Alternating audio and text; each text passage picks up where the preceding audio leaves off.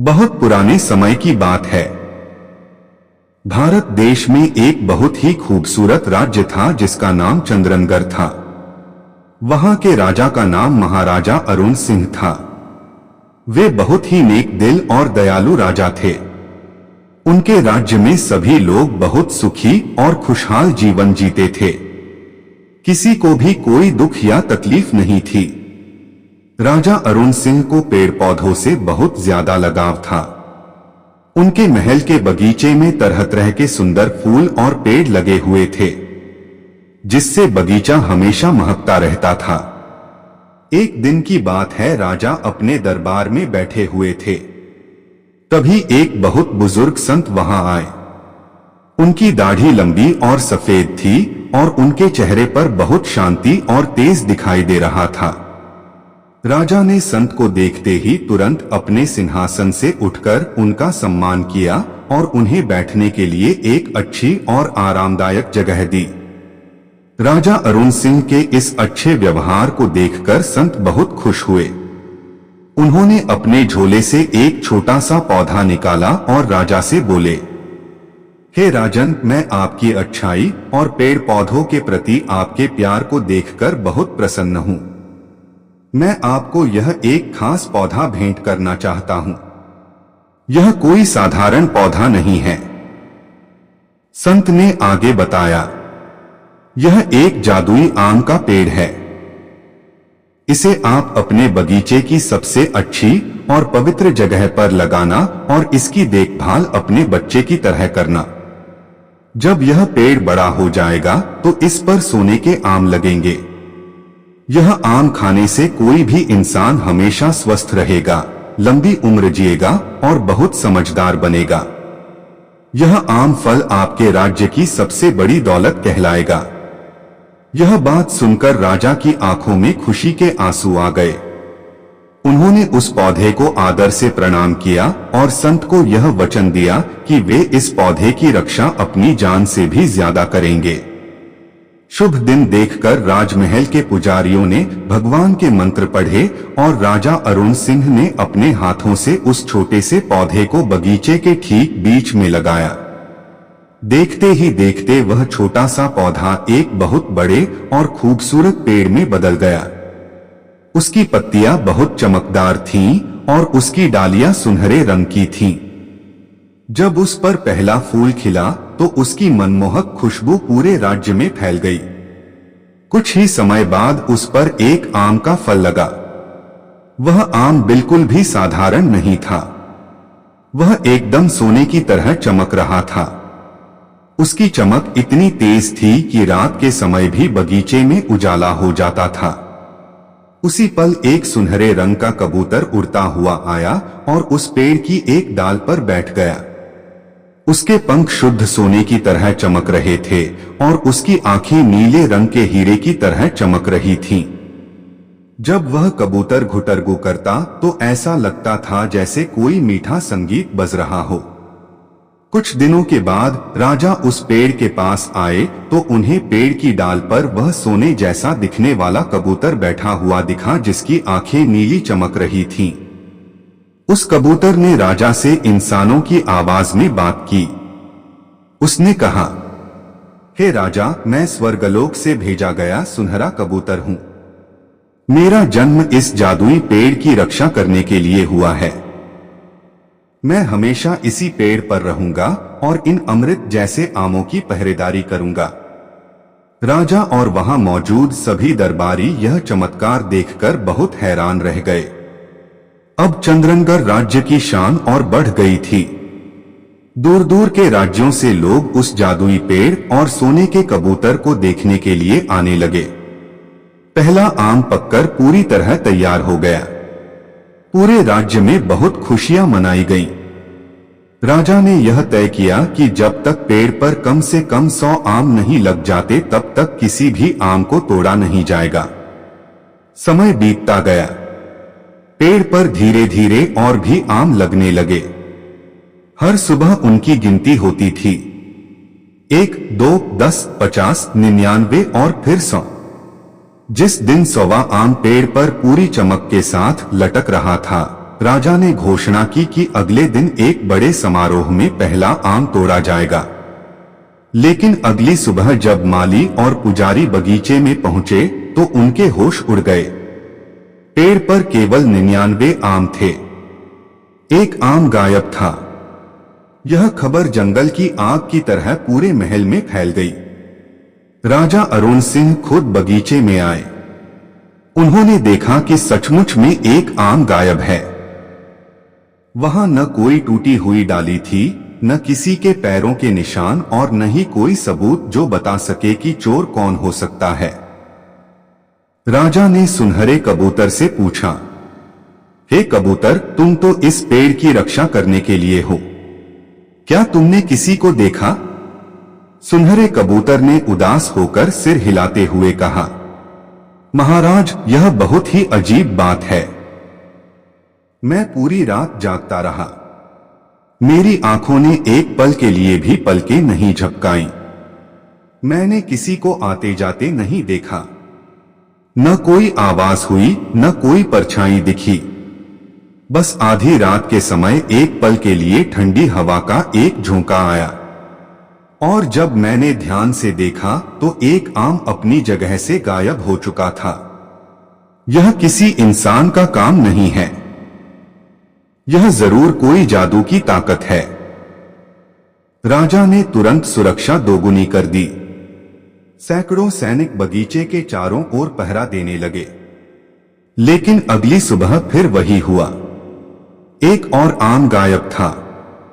अब 98 आम बचे थे। हर दिन एक आम रहस्यमय तरीके से गायब हो जाता था। राजा की रातों की नींद उड़ गई थी। राज्य के बड़े बड़े योद्धाओं और जासूसों ने रात रात भर जागकर पहरा दिया, लेकिन हर कोई असफल रहा। चोर अदृश्य था और किसी की पकड़ में नहीं आ रहा था।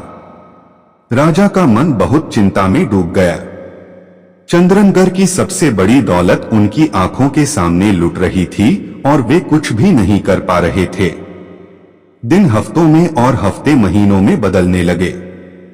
जादुई पेड़ पर आमों की संख्या लगातार घटती जा रही थी। राजा अरुण सिंह ने हार मानकर पूरे राज्य में यह ढिंढोरा पिटवा दिया, जो कोई भी इस रहस्यमय चोर का पता लगाएगा और जादुई आमों की चोरी को रोकेगा, उसे राज्य का आधा हिस्सा और राजकुमारी से शादी करने का मौका दिया जाएगा।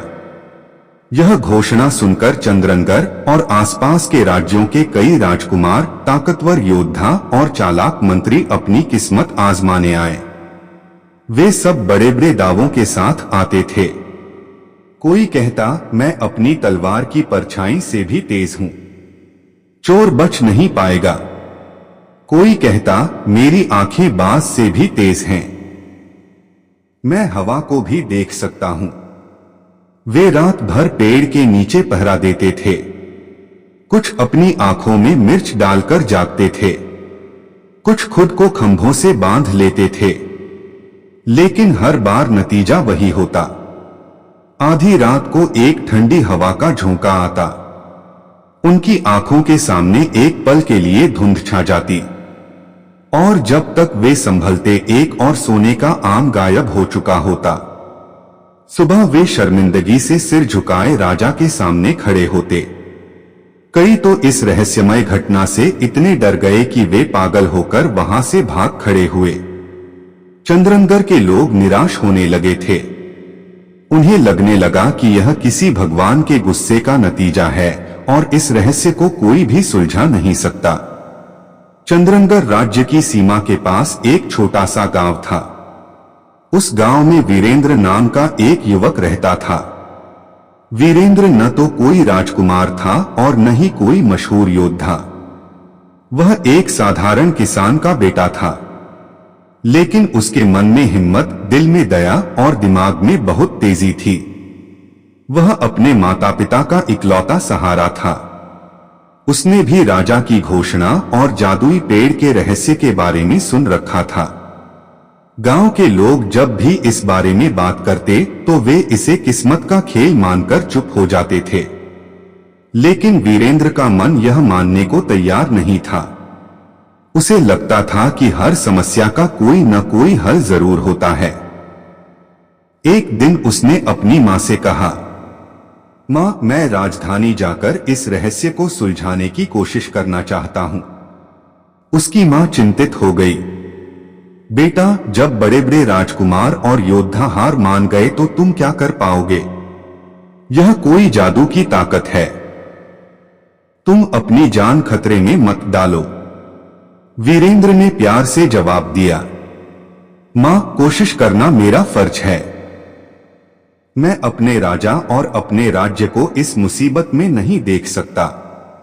अगर मैं सफल हुआ तो यह पूरे राज्य की इज्जत होगी, और अगर नाकाम भी हुआ तो मुझे यह संतोष रहेगा कि मैंने अपनी ताकत के हिसाब से कोशिश की। कृपया मुझे अपना आशीर्वाद दो। वीरेंद्र की आंखों में उसका पक्का इरादा देखकर उसकी मां ने उसे आशीर्वाद दिया। पिता ने उसे एक पुरानी लेकिन मजबूत तलवार दी और उसकी यात्रा के लिए शुभकामनाएं दी। वीरेंद्र कई दिनों की यात्रा के बाद राजधानी चंद्रनगर पहुंचा। जब वह राजमहल के दरवाजे पर पहुंचा तो पहरेदारों ने उसे उसके साधारण कपड़ों को देखकर रोक लिया। कौन हो तुम और यहां क्या चाहते हो? एक पहरेदार ने सख्त आवाज में पूछा। वीरेंद्र घोड़े से उतरा। उसने शांति से कहा, मेरा नाम वीरेंद्र है। मैं जादुई पेड़ के रहस्य को सुलझाने के लिए राजा से मिलना चाहता हूं। पहरेदार उसकी बात सुनकर हंसने लगे। एक और मूर्ख! जब राजकुमार और सेनापति कुछ नहीं कर सके तो यह किसान का बेटा क्या करेगा? जाओ यहां से, अपना और हमारा समय बर्बाद मत करो। वीरेंद्र ने हार नहीं मानी। वह वहीं दरवाजे पर शांत खड़ा रहा। उसका शांत और मजबूत स्वभाव देखकर एक मंत्री की नजर उस पर पड़ी। मंत्री ने उससे बात की और उसकी बातों में एक अजीब सा आत्मविश्वास देखकर वह उसे राजा के पास ले गया। राजा अरुण सिंह ने वीरेंद्र को सिर से पांव तक देखा। उसके कपड़े साधारण थे, लेकिन उसकी आंखों में सच्चाई और हिम्मत की चमक राजा को अच्छी लगी। युवक, क्या तुम उस चुनौती की गंभीरता को समझते हो जिसे तुमने स्वीकार करने का मन बनाया है? राजा ने पूछा। जी महाराज, मैं समझता हूं। मैं कोई बड़ा दावा नहीं करता, लेकिन मैं वचन देता हूं कि मैं अपनी पूरी बुद्धि और हिम्मत से कोशिश करूंगा, वीरेंद्र ने सिर झुकाकर जवाब दिया। राजा ने बहुत से घमंडी योद्धा देखे थे, लेकिन यह विनम्रता और मजबूती का मेल उन्हें पहली बार देखने को मिला। उन्होंने वीरेंद्र को एक मौका देने का फैसला किया। ठीक है युवक, आज रात बगीचा तुम्हारे हवाले। सुनहरा कबूतर तुम्हें वहां ले जाएगा। अगर तुम सफल हुए तो राज्य अपने वचन का पालन करेगा। जैसे ही शाम ढली, वीरेंद्र को राज बगीचे में ले जाया गया।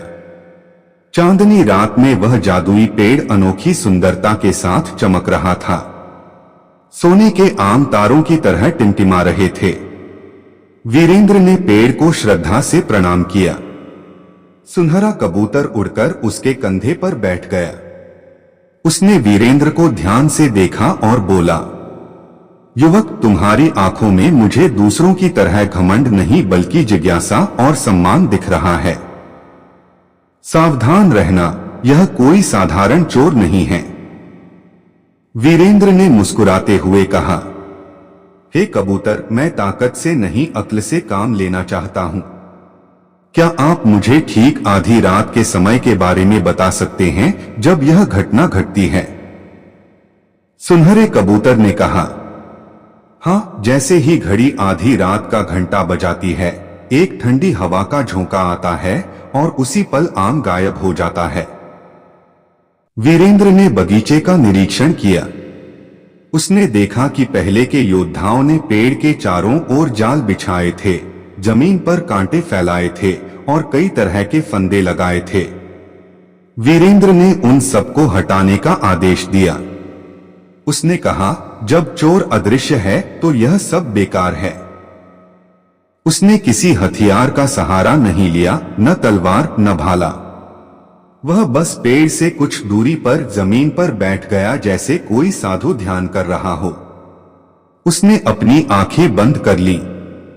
सुनहरा कबूतर और पहरे पर मौजूद सैनिक यह देखकर हैरान थे। उन्हें लगा कि यह युवक या तो मूर्ख है या उसने पहले ही हार मान ली है। लेकिन वीरेंद्र सो नहीं रहा था। वह अपनी चेतना को जागृत कर रहा था। वह अपनी सांसों पर ध्यान लगा रहा था, अपने आसपास की हर छोटी से छोटी आवाज को सुनने की कोशिश कर रहा था। पत्तियों की सरसराहट, हवा का धीमा चलना, दूर किसी झिंगुर की आवाज। उसने अपने मन को पूरी तरह शांत और एकाग्र कर लिया था। वह जानता था कि जो चीज आंखों से नहीं दिखती, उसे केवल गहरी अनुभूति से ही महसूस किया जा सकता है। समय बीतता गया, रात गहरी होती गई। सैनिक ऊँघने लगे, लेकिन वीरेंद्र स्थिर बैठा रहा। जैसे ही आधी रात की पहली घंटी बजी, वीरेंद्र ने अपनी इंद्रियों को और भी सचेत कर लिया। घंटी की आखिरी आवाज के साथ ही, जैसा सुनहरे कबूतर ने बताया था, एक बर्फीली हवा का झोंका पूरे बगीचे में फैल गया। सैनिकों की मशाल एक पल के लिए टिमटिमाकर लगभग बुझ गई। एक अजीब सी खामोशी छा गई। वीरेंद्र ने अपनी बंद आंखों से भी उस बदलाव को महसूस किया। उसे लगा जैसे हवा में एक बारीक कंपन हुआ हो, जैसे पानी में पत्थर फेंकने पर लहरें उठती हैं। उसे एक हल्की, लगभग न के बराबर ओस जैसी ठंडक अपनी त्वचा पर महसूस हुई। उसने किसी को देखा नहीं, किसी को सुना नहीं, लेकिन उसे एक मौजूदगी का एहसास हुआ। यह एक ऐसी अनुभूति थी जिसे शब्दों में नहीं बताया जा सकता था। जब हवा का झोंका शांत हुआ और मशाल फिर से जल उठी, सुनहरे कबूतर ने चीखकर कहा, देखो, एक और आम चला गया। सैनिकों ने दौड़कर देखा। सचमुच एक और आम अपनी जगह से गायब था। वे सब निराश हो गए, लेकिन वीरेंद्र शांत था। वह धीरे धीरे उठा और पेड़ के पास गया। उसकी आंखों में निराशा नहीं, बल्कि एक नई चमक थी। राजा को जब यह खबर मिली तो उन्हें भी लगा कि वीरेंद्र नाकाम हो गया। लेकिन जब वीरेंद्र सुबह उनसे मिला तो राजा ने पूछा, तो तुम भी नाकाम रहे? वीरेंद्र ने कहा, महाराज, मैं चोर को पकड़ तो नहीं पाया, लेकिन मुझे एक जरूरी सुराग मिला है। चोर इस दुनिया का कोई साधारण प्राणी नहीं है। वह किसी और लोक से आता है, या उसके पास ऐसी जादुई ताकत है जो उसे हमारे लोक के नियमों से परे कर देती है। उसे हथियारों से नहीं पकड़ा जा सकता। उसे देखने के लिए हमें भी जादुई नजर की जरूरत होगी। राजा और दरबारी वीरेंद्र की बात सुनकर चकित रह गए। पहली बार किसी ने समस्या की जड़ तक पहुंचने की कोशिश की थी। राजा ने पूछा, तो अब आगे क्या योजना है? वीरेंद्र ने कहा, महाराज, मैंने किताबों में पढ़ा है कि हिमालय की गुफाओं में एक अनजन पत्थर पाया जाता है। उस पत्थर का काजल आंखों में लगाने से अदृश्य और जादुई ताकतों को भी देखा जा सकता है। अगर आप आज्ञा दें तो मैं उस पत्थर को लाने के लिए जाना चाहता हूं। यह एक बहुत खतरनाक मिशन था। उन गुफाओं तक पहुंचना लगभग नामुमकिन था और वे जादुई जीवों से सुरक्षित थीं। लेकिन राजा को वीरेंद्र पर विश्वास हो चुका था।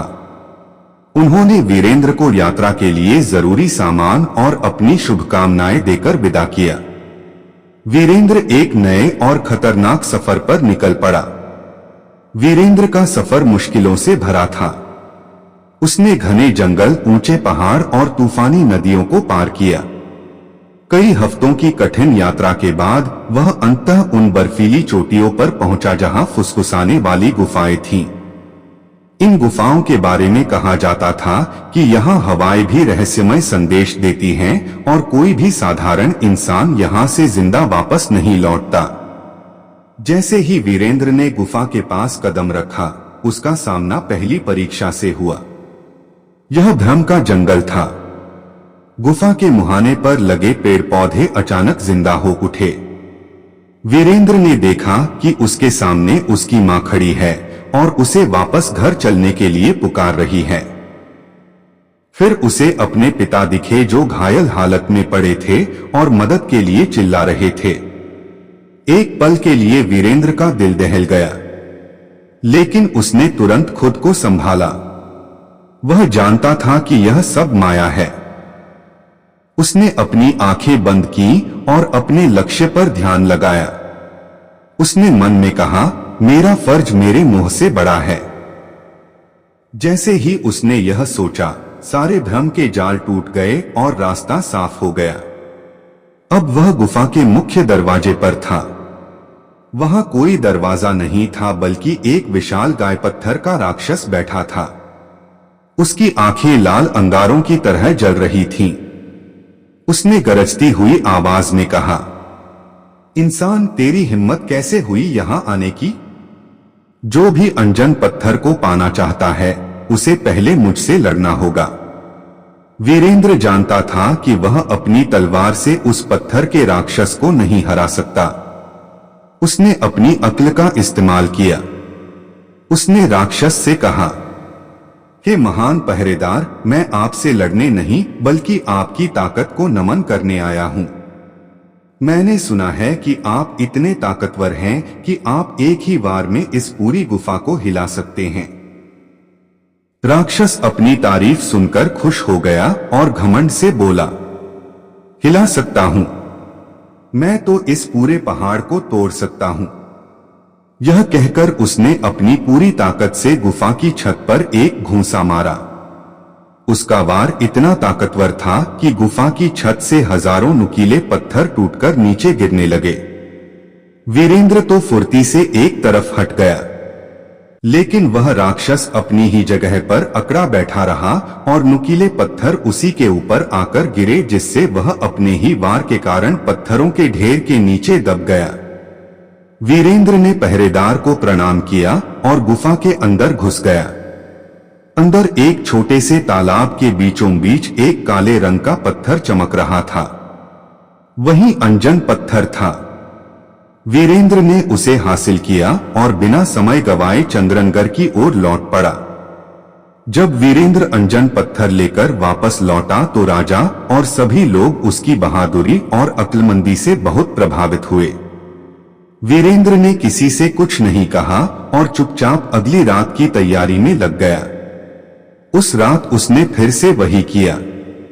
वह पेड़ के पास ध्यान मुद्रा में बैठ गया, लेकिन इस बार उसने अपनी आंखों में अंजन पत्थर से बना काजल लगा लिया था। आधी रात हुई, वही बर्फीली हवा चली, लेकिन इस बार वीरेंद्र को केवल कंपन या एहसास नहीं हुआ।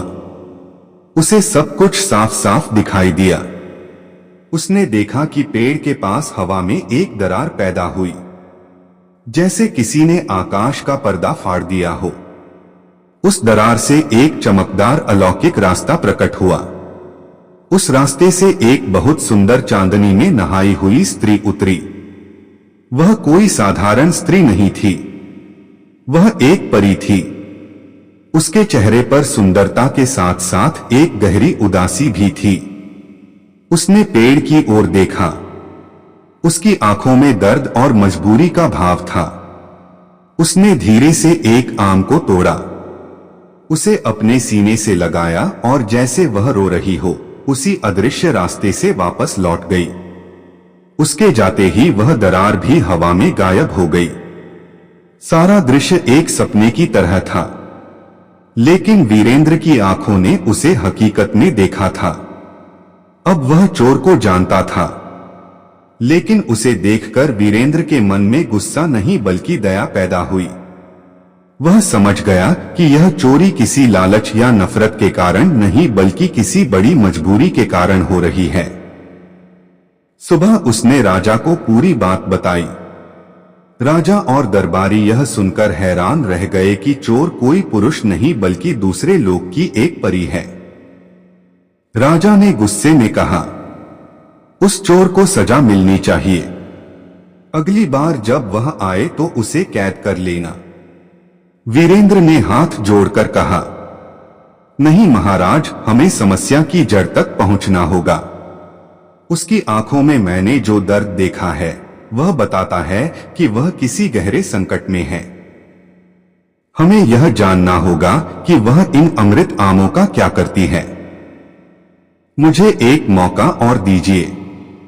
अगली रात मैं उस जादुई रास्ते से उसके पीछे उसके लोक में जाऊंगा। यह सुनकर सभी सन्न रह गए। यह तो सीधे सीधे मौत को न्योता देना था। दूसरे लोक में जाकर वापस आना लगभग नामुमकिन था। लेकिन वीरेंद्र अपने फैसले पर अटल था। राजा ने भारी मन से उसे इजाजत दे दी। अगली रात वीरेंद्र पूरी तरह तैयार था। उसने अपनी कमर में तलवार बांधी, थोड़ा खाना रखा और राजा से मिला आखिरी अमृत आम अपने पास सुरक्षित रख लिया। राजा ने उसे यह आम आत्मरक्षा के लिए दिया था। आधी रात को जैसे ही वह परी उस जादुई दरवाजे से प्रकट हुई और आम तोड़कर वापस जाने लगी, वीरेंद्र ने एक लंबी छलांग लगाई और उसके पीछे उस चमकदार दरवाजे में कूद गया। परी को इसका पता भी नहीं चला। जैसे ही वीरेंद्र ने दरवाजा पार किया, वह उसके पीछे बंद हो गया। वीरेंद्र ने खुद को एक बिल्कुल अलग दुनिया में पाया। यह हीरानगरी थी, परियों का मशहूर नगर। लेकिन यह वैसा नहीं था जैसा कहानियों में सुना था। यहाँ का आकाश धुंधला और उदास था। चारों ओर एक अजीब सा सन्नाटा था। सुंदर महल टूटे फूटे लग रहे थे, बगीचे सूखे हुए थे और वहां के परिजन बहुत कमजोर और बेजान लग रहे थे, जैसे उनकी सारी ताकत किसी ने सोख ली हो। वीरेंद्र छिपकर उस परी के पीछे पीछे चलने लगा। वह परी सीधे एक विशाल महल में गई जो राज्य के बीचों बीच स्थित था। वीरेंद्र भी महल में घुस गया। उसने देखा कि परी एक भव्य कमरे में गई जहां एक पलंग पर परियों के राजा लेटे हुए थे। उनका शरीर काला पड़ चुका था और वे बेहोश थे। परी, जिसका नाम रत्नावली था, ने उस सोने के आम का रस निकाला और बेहोश राजा के होठों पर लगाया। रस के असर से राजा के शरीर की कालिमा कुछ पलों के लिए कम हुई, लेकिन फिर वह वापस वैसी ही हो गई। रत्नावली रोते हुए बोली, हे स्वामी, मैं कब तक चंद्रनगर से आम चुराकर आपको जिंदा रखूंगी? यह आम आपके प्राणों को केवल थामे हुए हैं, लेकिन उस श्राप को तोड़ नहीं पा रहा जो हमारे पूरे लोक को नष्ट कर रहा है। अब वीरेंद्र के सामने सारी सच्चाई आ गई। यह परिचोर नहीं बल्कि अपने पति और अपनी प्रजा को बचाने के लिए संघर्ष कर रही एक मजबूर रानी थी। वीरेंद्र और ज्यादा देर तक छिपा नहीं रह सका। वह परी के सामने आया। उसे देखकर रत्नावली चौंक गई और तुरंत अपनी जादुई ताकतों से उस पर हमला करने के लिए तैयार हो गई। तुम एक इंसान, तुम यहां तक कैसे पहुंचे? वीरेंद्र ने अपनी तलवार फेंक दी और हाथ जोड़कर बोला, हे देवी, मैं आपसे लड़ने नहीं आया। मेरा नाम वीरेंद्र है और मैं चंद्रनगर से आया हूं। मैंने सब कुछ देख और सुन लिया है। मैं समझ सकता हूं कि आप किस दर्द में हैं। वीरेंद्र के शांत स्वभाव और उसकी आंखों में दया देखकर रत्नावली का गुस्सा शांत हो गया। उसने रोते हुए अपनी पूरी कहानी बताई। कई साल पहले एक दुष्ट राक्षस ने हमारे राज्य पर हमला किया था। युद्ध में वह हार तो गया, लेकिन मरते मरते उसने हमारे राज्य के जीवमनी को श्राप दे दिया। उसने उसे एक शापित मणि में बदल दिया। वह मणि अब जीवन देने के बजाय हमारे लोक की सारी ताकत सोख रही है। उसी के जहरीले असर से हमारे महाराज मौत की चादर में लिपटे हैं और हमारी पूरी प्रजा धीरे धीरे खत्म होती जा रही है। चंद्रनगर का अमृत आम ही एकमात्र ऐसी चीज है जो इस शाप के असर को धीमा कर सकती है, पर इसे खत्म नहीं कर सकती। वीरेंद्र ने पक्के इरादे के साथ कहा। तो फिर हमें उस शापित मणि को शुद्ध करना होगा। बताइए वह कहाँ है और उसे शुद्ध करने का उपाय क्या है? रत्नावली ने निराशा से कहा, वह मणि अंधेरी घाटी में है जहां बुरी आत्माओं का वास है। आज तक वहां जो भी गया लौटकर नहीं आया, और उसे शुद्ध करने का उपाय पुरानी किताबों में लिखा है कि उसे केवल एक निस्वार्थ दिल द्वारा दिया गया परम जीवन का बलिदान ही शुद्ध कर सकता है। हम नहीं जानते कि इसका क्या मतलब है। वीरेंद्र ने कहा, मैं आपके साथ उस घाटी में चलूंगा। हम मिलकर उस मणि को शुद्ध करने की कोशिश करेंगे। अब यह केवल आपके राज्य का नहीं बल्कि मेरे राज्य का भी संकट है, क्योंकि जब तक आप यहां संकट में हैं, हमारे दिव्य आम सुरक्षित नहीं हैं। रत्नावली को वीरेंद्र के रूप में एक उम्मीद की किरण दिखाई दी। पहली बार किसी ने उनकी मदद करने की पेशकश की थी। वे दोनों उस खतरनाक मिशन के लिए तैयार हो गए। अंधेरी घाटी का रास्ता बहुत भयानक था। वहां निराशा और डर की परछाइयां घूम रही थीं, जो हर आने वाले के मन में बुरे विचार भरकर उसे कमजोर कर देती थीं। लेकिन वीरेंद्र का मन अपने फर्ज पर केंद्रित था और रत्नावली अपने प्यार की ताकत से अटल थी। उन्होंने एक दूसरे का साथ दिया और सभी मुश्किलों को पार करते हुए अंततः उस जगह पर पहुंचे जहां शापित मणि रखी थी। वह मणि एक काले पत्थर की वेदी पर रखी थी और उससे बैंगनी रंग का धुआं निकल रहा था जो पूरे वातावरण में जहर घोल रहा था। उसे छूना भी नामुमकिन लग रहा था। अब क्या करें? रत्नावली ने हताश होकर पूछा। वीरेंद्र ने एक पल के लिए सोचा, एक निस्वार्थ दिल द्वारा दिया गया परम जीवन का बलिदान। और तभी उसकी नजर अपनी कमर पर रखे उस आखिरी सोने के आम पर पड़ी जो राजा अरुण सिंह ने उसे दिया था। वह अमृत आम था, परम जीवन का प्रतीक। वीरेंद्र को सब समझ आ गया। बलिदान का मतलब अपनी जान देना नहीं बल्कि सबसे कीमती चीज का त्याग करना था। यह आम उसे अमरता, अच्छी सेहत और बहुत बड़ा इनाम दिला सकता था।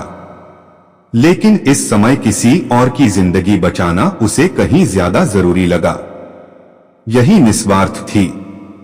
वीरेंद्र ने वह दिव्य आम अपने हाथों में लिया और वेदी की ओर बढ़ा। उसने मणि के ठीक ऊपर वह आम रख दिया। जैसे ही जीवन के प्रतीक अमृत आम ने मौत के प्रतीक शापित मणि को छुआ, एक भयानक धमाका हुआ। सफेद और बैंगनी रोशनी की किरणें आपस में टकराईं। एक पल के लिए लगा कि सब कुछ नष्ट हो जाएगा, लेकिन फिर अमृत आम की दिव्य ताकत ने शापित मणि की बुरी ताकत को सोखना शुरू कर दिया। अमृत आम धीरे धीरे मुरझाकर राख हो गया, लेकिन उसके बलिदान से वह शापित मणि शुद्ध हो गई। अब वह काले रंग की नहीं बल्कि एक चमकीली सफेद क्रिस्टल की तरह दमक रही थी और उससे जीवनदायी ताकत निकल रही थी। मणि के शुद्ध होते ही पूरे हीरानगरी का वातावरण बदल गया। धुंधला आकाश साफ हो गया। सूखे हुए पेड़ों पर नई पत्तियां आ गईं और परियों के शरीर में फिर से ताजगी लौट आई। महल में लेटे हुए राजा भी स्वस्थ होकर उठ बैठे। हीरानगरी का संकट खत्म हो चुका था।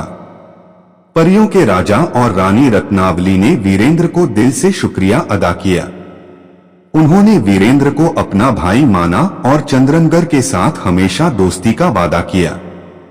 उन्होंने दोनों लोगों के बीच एक स्थायी और सुरक्षित रास्ता बनाया ताकि वे हमेशा एक दूसरे की मदद कर सकें। जब वीरेंद्र रत्नावली और राजा के साथ चंद्रनगर वापस लौटा तो राजा अरुण सिंह और पूरी प्रजा उसे देखकर हैरान रह गई। वीरेंद्र ने पूरी कहानी सुनाई। उसने यह भी बताया कि कैसे उसने चोर को सजा देने के बजाय उसकी मदद करके एक बड़े संकट को टाला और दो राज्यों के बीच दोस्ती की नींव रखी। राजा अरुण सिंह वीरेंद्र की बहादुरी, अक्लमंदी और सबसे बढ़कर उसकी दयालुता से इतने प्रभावित हुए कि उनकी आंखों में आंसू आ गए। उन्होंने वीरेंद्र को गले लगा लिया। राजा ने कहा, वीरेंद्र, तुमने जो किया है वह आधा राज्य देने से भी कहीं बढ़कर है। तुमने केवल आम नहीं बचाए, तुमने इंसानियत का मान बढ़ाया है। तुम आधा राज्य नहीं बल्कि मेरे बेटे के रूप में इस पूरे राज्य के वारिस बनने के योग्य हो। वीरेंद्र ने विनम्रता से हाथ जोड़कर कहा, महाराज, मुझे राज्य का लालच नहीं है। मेरा सबसे बड़ा इनाम यही है कि मेरा राज्य सुरक्षित है और मुझे आप जैसे महान राजा का स्नेह मिला। राजा वीरेंद्र की निस्वार्थता देखकर और भी खुश हुए। उन्होंने वीरेंद्र को अपना मुख्य सलाहकार बनाया और उसकी सलाह से राज्य को और भी ऊंचाइयों पर ले गए। दिव्य पेड़ पर अब पहले से भी ज्यादा आम लगते थे, जिन्हें चंद्रनगर और हीरानगरी दोनों राज्यों की प्रजा के बीच बांटा जाता था। सुनहरा कबूतर अपने मधुर संगीत में वीरेंद्र की बहादुरी और दया की कहानी गाता। यह कहानी आने वाली पीढ़ियों को हमेशा यह याद दिलाती कि सच्ची बहादुरी किसी को हराने में नहीं बल्कि किसी के दर्द को समझकर उसकी मदद करने में है। और इस तरह चंद्रनगर और हीरानगरी में शांति और खुशहाली का एक नया दौर शुरू हुआ। लोग आज भी वीरेंद्र की कहानी सुनाते हैं और अपने बच्चों को सिखाते हैं कि दया और निस्वार्थ ही सबसे बड़ी जीत है।